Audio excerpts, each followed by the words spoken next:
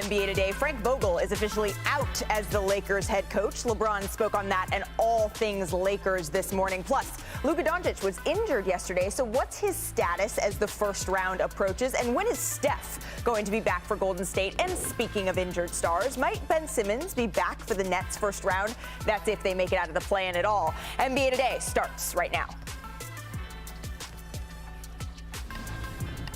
Happy Monday, everybody. I'm Malika Andrews. I'm sorry to interrupt your texting, but as you can see, we have a full panel here today, plus Woj, Dave McMenamin, Chiney Agumake, Big Perk standing by to break down what has been a very busy morning in the NBA, and more specifically in Los Angeles, where Frank Vogel has been officially let go by the Lakers. So in just a moment, we're going to take you live to the Lakers Vice President of Operations, Rob Pelinka, who is expected to be meeting with reporters in just a moment. But first, I want to bring in senior NBA insider Adrian Woj. And Woj, we know that Pelinka is expected to speak on the decision to move on from Frank Vogel, but what is the candidate pool looking like to replace him as the Lakers head coach? Malika, listen, the good news for the Lakers is this is a buyer's market. Right now, there may be only two teams. You know, Sacramento has an opening. The Lakers now, obviously, with an opening. But I think for LA, I think their plan is going to be to take some time, let the playoffs unfold, and see who may yet become available among coaches who are currently with teams.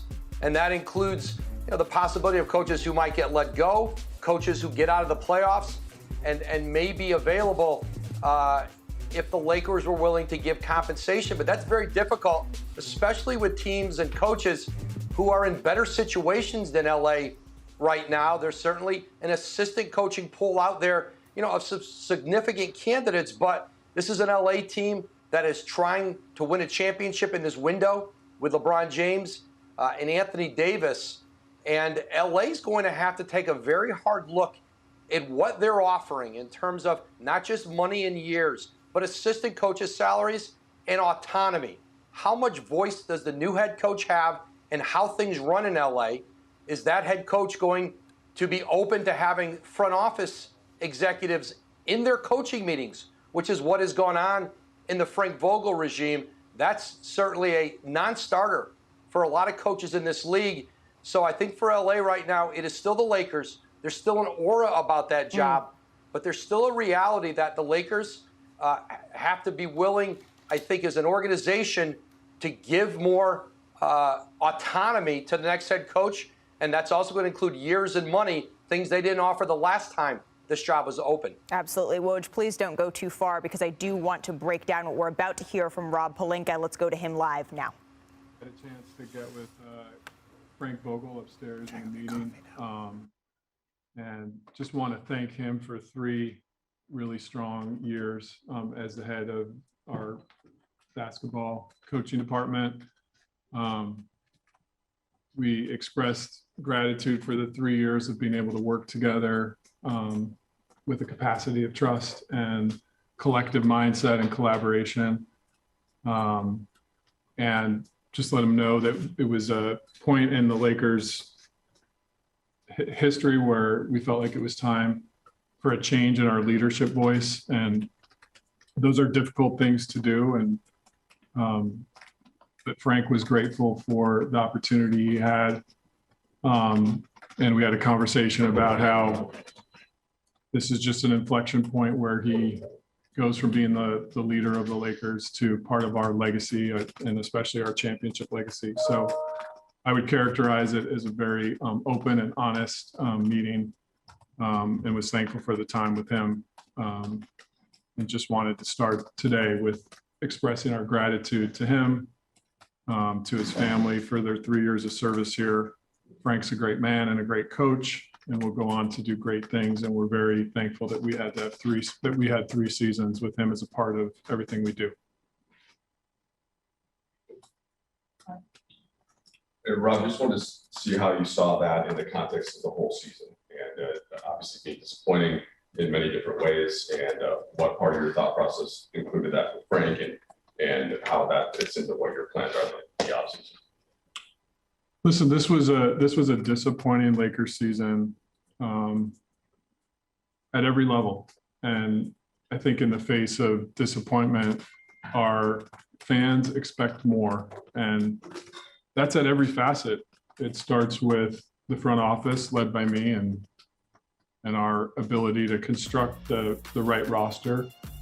It starts with the coaches holding players accountable and making sure that there's on-court execution. It goes to our training staff doing everything they can to make sure we have healthy bodies on the court. And it goes to our players to play at with on-court execution at the highest level, because that's what Lakers fans expect and deserve from all of us.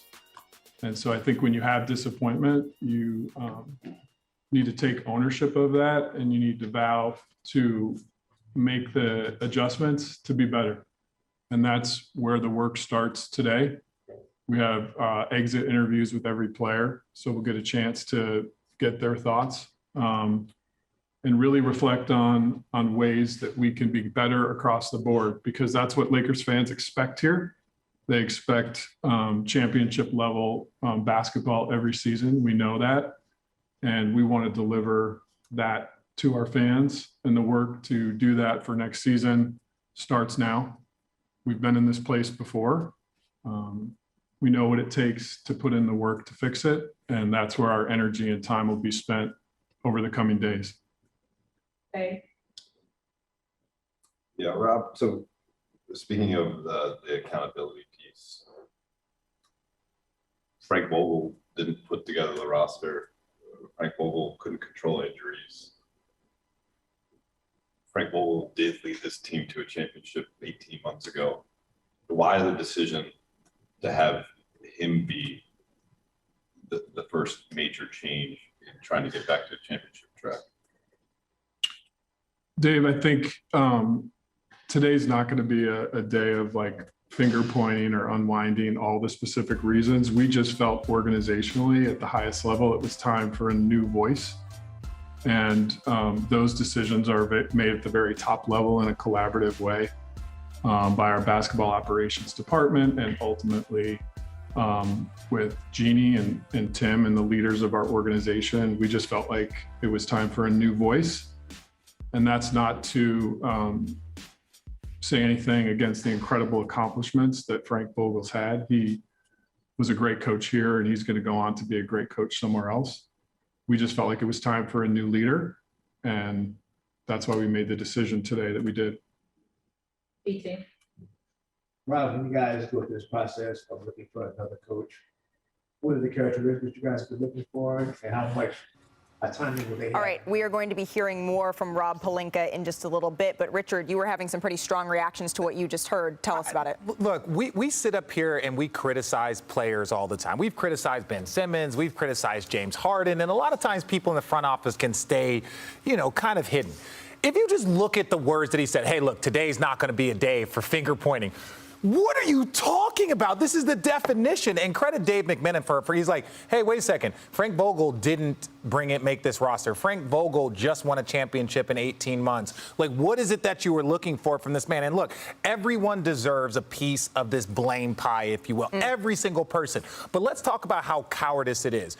Woj tweeted 1 minute after the game that Frank Vogel was fired. And then you want to sit here and talk about, well, trust and this and that. The Lakers didn't even have the decency to inform the coach that won them a championship 18 months ago that they were going to let him go. Plenty of opportunities. And so when I look at this franchise right now and the state that they're in, forget on the court and the disarray. Let's look at the last 2 years, the Magic Johnson situation, all the things that happened there, the firing of Luke Walton and the bringing in of a new coach, the T. Lue situation, all the things that are going on. The Laker organization is in utter disarray before we even start talking about on the court. On the court's a whole nother issue, but off the court, this is just utter disarray, and it was disrespectful what they did to Frank Vogel, and that there's just no changing that. Woj and Ramona, I want to get to you in just a moment, but Kendrick Perkins, welcoming you into the show now. What do you think of what you just heard from Rob Pelinka? Everything and more, what Richard just said. For us, you just won a championship with this coach, Frank Vogel, and you don't even have the respect, you don't even have enough class to contact him personally and tell him that he was fired, I would hate to see how, Rob Pelinka and the Lakers would treat an enemy if they would treat a guy that they won a championship with like that. But here's the thing that I have a problem with. It's a few of them. One is that I thought I was going to get more out of LeBron James today when he spoke at his exit meeting about Frank Vogel. I thought we would have got more out of Anthony Davis for us kind of defending Frank Vogel. And it goes back to what Richard was saying for as the trust factor. Like, if I'm a coach out there, I don't trust this organization. I don't trust that my guys, even my players, are going to stand up for me when things get rough, when I didn't have nothing to do with the assembling of this team this offseason. So with that being said, it's like we keep saying who's next in line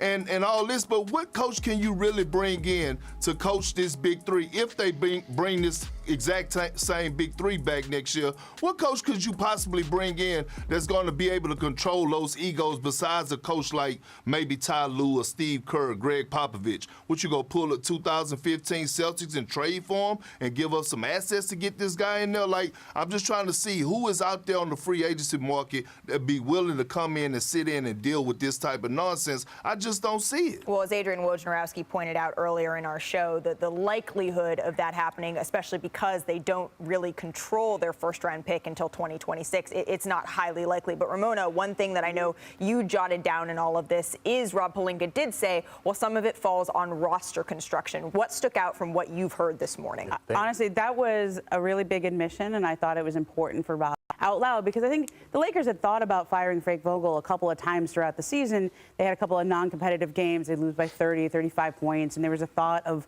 even though people don't necessarily blame Frank for this team and the way it played, if the team is not competing, you may have to change the voice. And they didn't do it. They've had this entire season to think about what they want to do. Now they've finally fired him.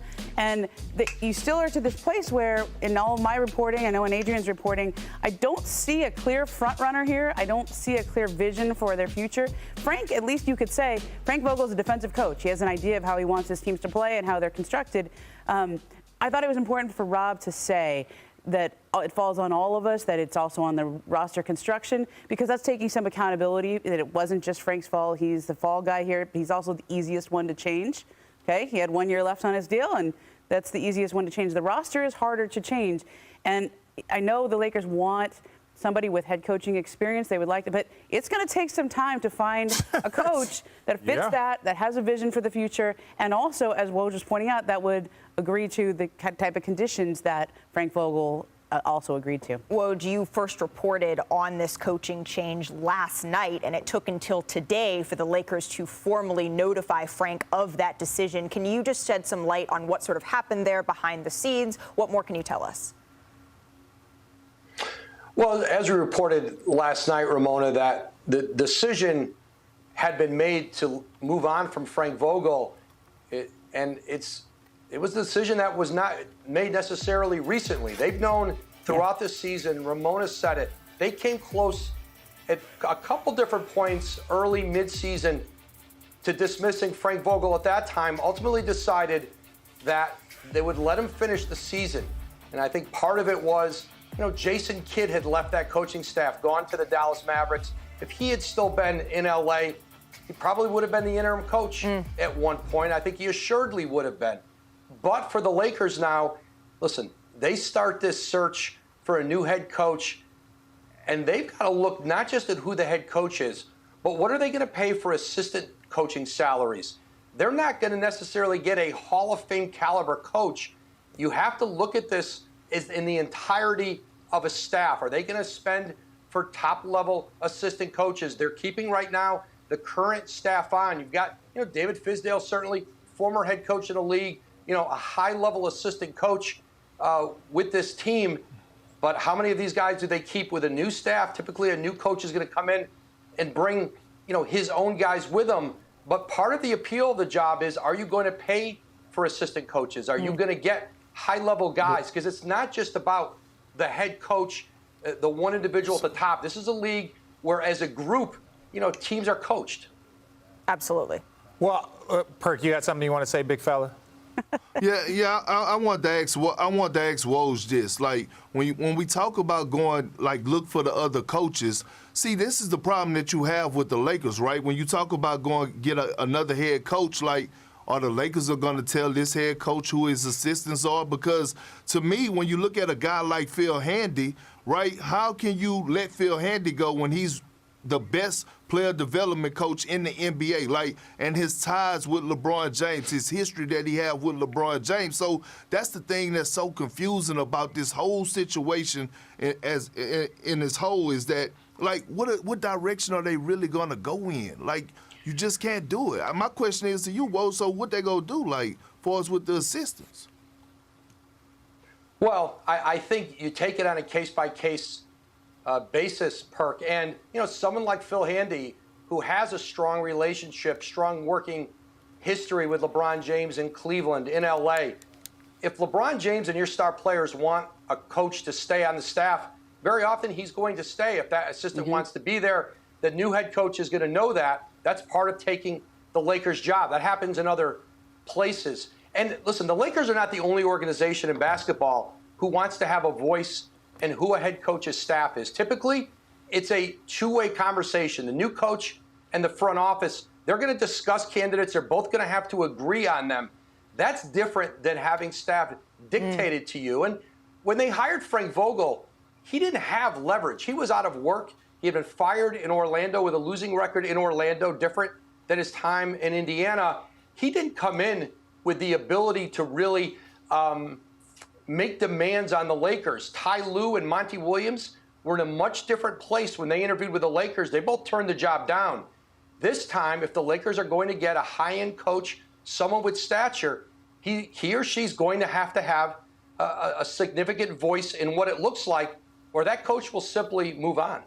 Woj, thank you. I do want to say that Rob Pelinka, while we've been chatting, has mentioned that they aim to have a new head coach in place by the NBA draft. So that is in late June. And I also want to add that Rob Pelinka said, at the end of the day, quote, the roster decisions, they ultimately rest on my shoulders. I'm the one who leads the basketball operations department and will take ultimate responsibility. We're going to dive into this much more on the other side. He gets credited for a game of service. It will serve him well, contractually. Yeah. And Jackson on the hammer and the poster. That's one of the most impressive blocks I've ever seen in my life. Durant, and nobody's going to stop that punch. We saw it through. We finished out the year great. And now we get to carry some of that momentum on to Tuesday. Oh, my goodness! He's making a strong push for MVP. I'm not about scoring champ, MVP, I can care less. Don't get to your full potential when you worry about the wrong things. I love that introspection from Giannis. All right, let's go coast to coast, and we're going to start with Joel Embiid, who won the NBA scoring title, averaging 30.6 points per game. Embiid became the first center to win it since Shaq in 1999-2000 season. So, Ramona, how important was this for Joel? You know, it was an important goal for him all season long to win the scoring title. And also, you know, he's the first center to average over 30 points since Moses Malone. Ooh. That was 40 years ago.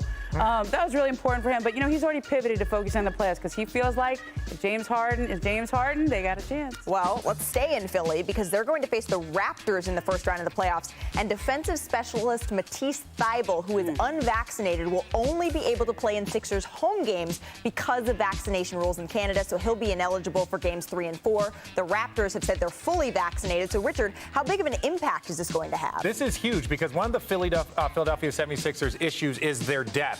And now all of a sudden you're losing a guy that's one of your best defenders when you got Scotty Barnes, Pascal Siakam. You got so much in Toronto to worry about. And lastly, the Mavs. They finished as the 4th seed in the West, but Luka Doncic left last night's game with what the team is calling a left calf strain. So Doncic headed to the locker room with 2 minutes left in the third quarter and did not return.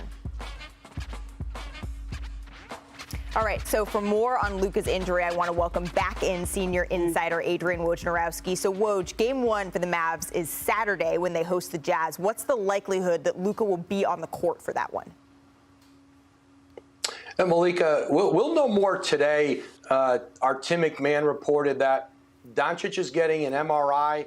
I was told that that calf was still sore today. So they'll know the severity of this injury, how long, if at all, it will keep Doncic out. And and what his availability for this series, or specifically game one on the weekend, might be likely as soon as today, I'm told. Getting that imaging done today, but we know that calf injuries, they can be tricky. Sticking in the West here for an update on another injured superstar, Steph Curry. He last played on March 16th. What's the latest on his left foot sprain? Well, he's going to get back on the court with the Warriors this week. Steve Kerr said yesterday that it is likely going to be down to the wire for game one about Steph Curry's availability. So they'll see how he progresses in Golden State and see if they can have him for the start of this series. That would include a very hot Klay Thompson right now, who is playing certainly his best basketball of the season as he awaits Steph Curry's return to the lineup for this postseason. Woj, thank you so much. The most frustrating part is not being sure of what we could have been. Who would have thunk it that the Lakers would not even make the playoffs? A lot of soul searching to take place during the offseason. Our goal was to win a championship. We didn't get it done. You can't make no excuses about it. So the Lakers, they head into the offseason looking for a new coach and with no draft picks in the upcoming draft. And at the start of the season, imagine telling Lakers fans we'd already be talking about next season on April 11th. So here's LeBron James earlier today on whether this regular season was a, quote, failure. It's not a failure. It's not like, we came together as a team. We wanted to be as great as we can be. We just didn't accomplish a lot of the things that we would have hoped. But obviously, I'll take you follow me. If any of my career, when we don't succeed, I take a lot of the responsibility. And that's just who I am. Bringing Chiney Ogwumike into this conversation. So we heard Rob Pelinka say that the season was disappointing. We heard LeBron say that maybe it wasn't a failure. That's not how he would contextualize it. Chiney, what do you make of what we heard from LeBron and Rob? I think when we say failure, it's largely because the Los Angeles Lakers are a championship or bust franchise. But the reality is, that it's very difficult to win championships each and every year, right? You want to always be striving towards that. And I would say it's no longer a failure. It's more just a lost season. You think about LeBron James at the age of 37, second in a scoring title, 30.3 points per game, where he could have probably potentially pushed through and played more if he had things to play for, where they're not in that circumstance because he missed 20 or so games. AD missed 40 or so games, which is pretty much half the season. It was a lost season, and that's the hardest thing to reconcile because you didn't get the chemistry, you didn't have the health, you didn't figure out how to play together, you didn't buy into the coaching, and then on top of that, you have one of the greatest players of all time that potentially could have played for a championship, and you're not even in the playoffs. So it's not necessarily a failure, it's more so a completely lost season, which feels like a failure for so many of these Hall of Famers on their resume. No, I agree. It depends on how you look at it. Did you not lose? You just learned a lesson. Was this a lesson about how chemistry is going to work? Who can fit well with Bron and AD? How did the Russell fit work? All of that stuff is true. And I look at the Lakers, and I think people underestimate, when you talk about veterans and players of this caliber, you underestimate their basketball IQ. And I think very early on, going back to the preseason, they saw that they were going to have some issues. Then you compound that with the injuries and then the injuries of the young players that were, some of them never even played up this season. So when you look at the entire situation, I think they were very aware that this season was going to be difficult, and it just got away from them. Yeah, but I think back to that tweet about keep the same energy when we're rolling. I don't think they thought that it was going to come to this much of a screeching halt, maybe until they got to the very end. What do you think, Perk? Well, I think LeBron tripping along with Richard and Chiney. Like, this season was beyond the failure. Like we can't sit up here and talk about on one instant how Frank Vogel was fired minutes after a game, and then we talk about how the Lakers not won only about 1,500 games. 15 games under 500. And then on top of that, look, it's not that they didn't win. They failed to win a championship. They failed to make the postseason, and then they failed to make the play-in to give them an opportunity to make the postseason. So at the end of the day, yes, this is a failure. And I hate to say it because I was one of the ones that thought it was going to be a special season for the Los Angeles Lakers, but I was wrong. But it is a failure. Like, it's nothing, we can't shortchange this or try to hide it. That's what it is. Well, I do want to, Ramona, you said on this show that there is a likelihood that the big three could be returning for the Los Angeles Lakers, and we just spelled it out. Yeah. They are $27 million-ish already into the luxury tax. They have 7 players who are taking up a ton of money. So what can they do? LeBron said he wants to win another championship in LA. That's why he came here. He's won one, by the way, coached by Frank Vogel. So what can they do here to get back to that mountaintop? Well, this is really on the front office to get creative, to get aggressive about how you can reshape this roster. Russell Westbrook has a player option for $47 million next year. He is widely expected to pick that up, right? Okay.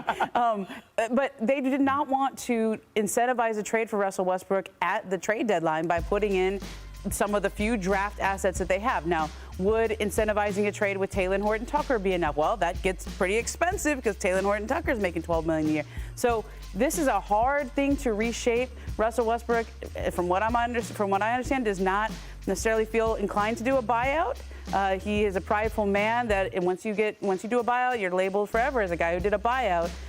So this is going to take a lot of creativity. There are trades out there. You would have to incentivize a trade with either a draft pick or take on other bad contracts, other contracts that are more long-term. The Lakers have preserved their salary cap space for the next summer. Okay, after this summer, AD and LeBron, they have no other salary encumbrance. So do they want to give away some of that salary cap space for the future when you could really reshape the roster? So these are big decisions. It's all on the front office. And I think one of the things when you talk about LeBron saying this is a disappointment, absolutely it's a disappointment and a failure because you gave up all of your future flexibility in draft assets and other compensation to go get Anthony Davis, to go get Russell Westbrook. All the things that you would need right now to make this team better, you don't have anymore because you went all in on Russell Westbrook and Anthony Davis. Well, the Anthony Davis one was okay. I think the Russell one is the one that everyone's questioning. Sure. My biggest issue is that when you get to the trade deadline and there are teams that are looking on to take an expiring contract, and that's a very large expiring contract,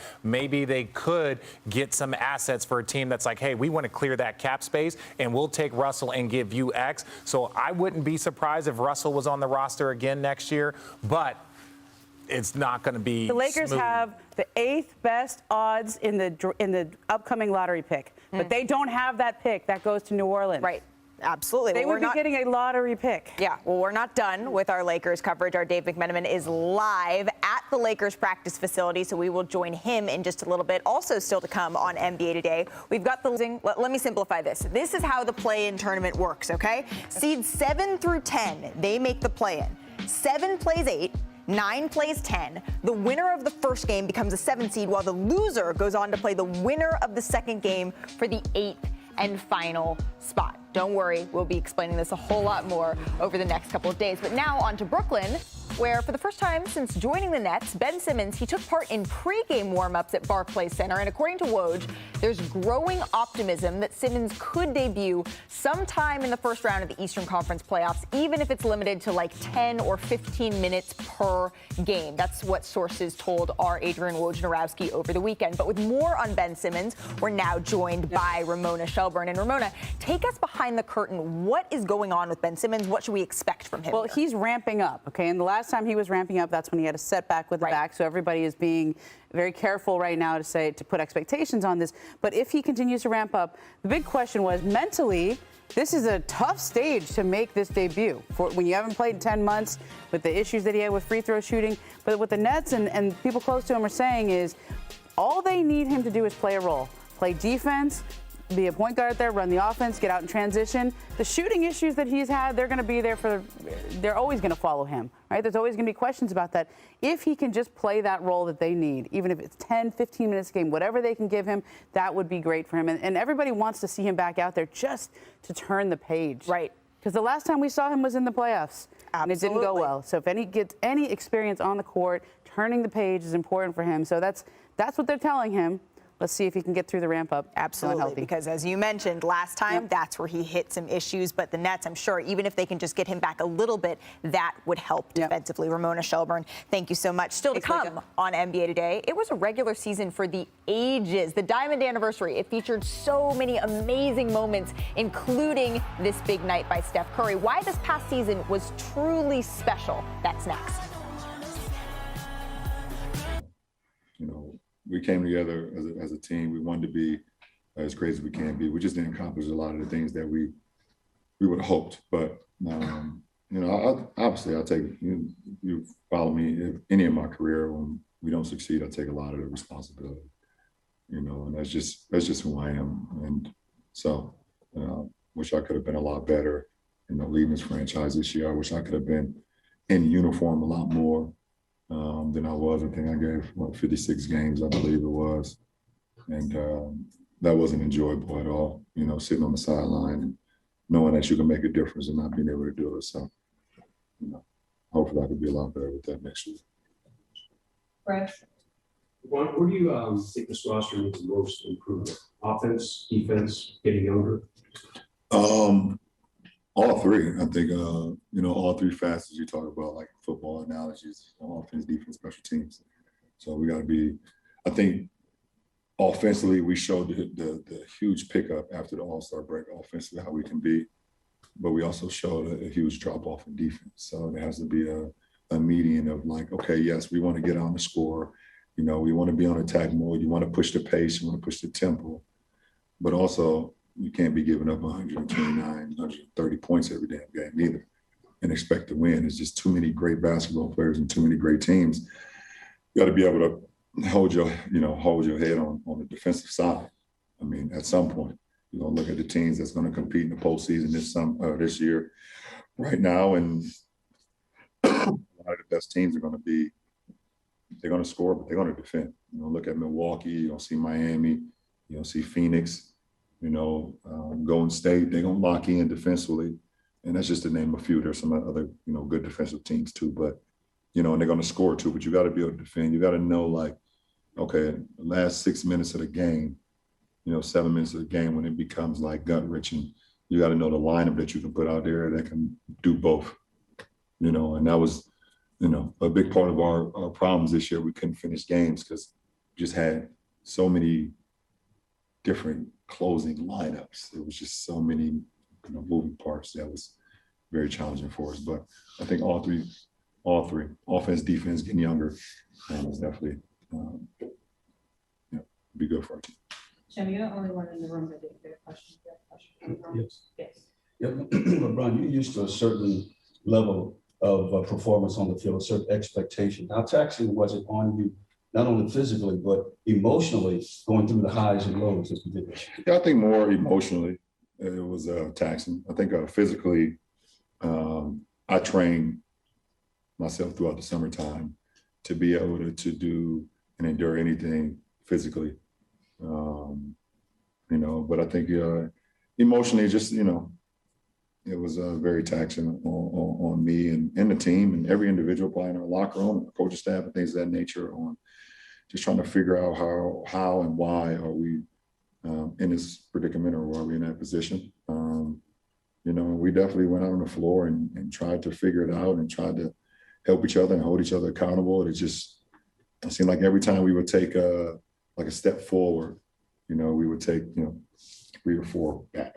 You know, we have a huge win at home versus a playoff, you know, contending team like Utah, and then go on the road and then, you know, lose a game to Houston, you know, or you know, or have a big win at home versus title contending team, you know, like Golden State, and then hit the road and lose to Portland with no Dame, you know, CJ's traded away, you know, and you know, the rest of those guys. So, you know, that was the mental, the mental side, like playing with your psyche, like what the heck is going on? Like, how can we be so great one night and then the next night we just so mediocre, you know, is the word. So, you know, that's the most challenging part of the season, for sure. Have time for one follow-up.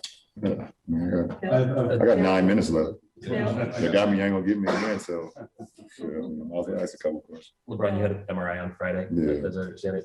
What were the results of that? And then, with the various injuries you had this season, there's the ab, the knee, the ankles. Yeah. Is there anything that is going to require, anything extra this summer? Well, I got the MRI on my ankle, like you said, on Friday, and there's no surgery required, no injections, but I'm gonna have to stay off of it for probably about 4 to 6 weeks to let it recover.